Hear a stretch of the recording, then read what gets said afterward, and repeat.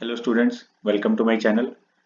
Solve करते हैं concept of physics के वर्क एनर्जी चैप्टर से सब्जेक्टिव एक्सरसाइज का question number 39।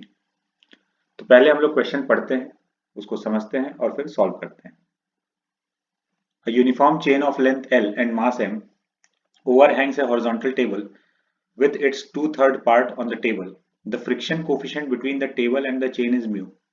Find the work done by the friction during the period the chain slips off the table.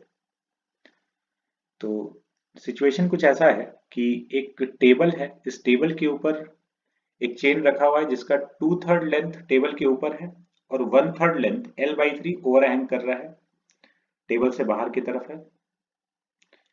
तो अब ये पूरा चेन धीरे धीरे स्लिप होके नीचे आ जाएगा। तो हम लोग को ये कहा गया है कि पूरा चेन जब स्लिप होकर नीचे आ जा रहा है तो फ्रिक्शन के द्वारा कितना वर्क हुआ है इस चेन के नीचे आ जाने पर।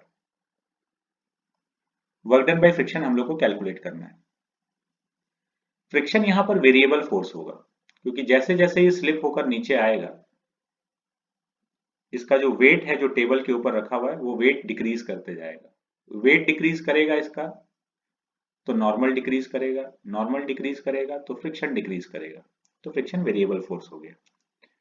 तो सॉल्व करके देखते हैं।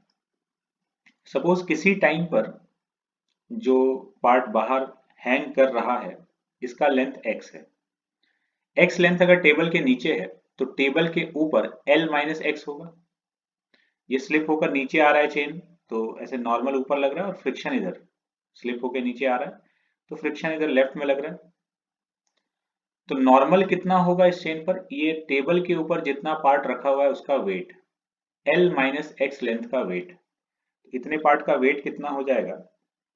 तो m बाई एल हो गया मास पर यूनिट लेंथ का मास m बाई एल है तो L माइनस एक्स लेंथ का मास कितना हो जाएगा m by L into L minus X. This is mass of L minus X length into G कर दिए तो वेट आ गया। तो ये जो वेट है टेबल पर रखे हुए पार्ट का वेट यही नॉर्मल के बराबर है। तो फ्रिक्शन कितना लग रहा होगा, kinetic friction mu into N. तो ये फ्रिक्शन आ गया। तो फ्रिक्शन हम लोग को दिख रहा है एक्स पे डिपेंड कर रहा है, वेरिएबल फोर्स है। वर्क डन बाय फ्रिक्शन लिख लेते हैं। तो फोर्स इधर लग रहा है, डिस्प्लेसमेंट राइट में हो रहा है, फ्रिक्शन का वर्क नेगेटिव होगा। ऑपोजिट डायरेक्शन में फोर्स और डिस्प्लेसमेंट, तो minus F into D x. Integrate कर रहे हैं क्योंकि वेरिएबल फोर्स है। एफ का वैल्यू यहां पर पुट कर दिए,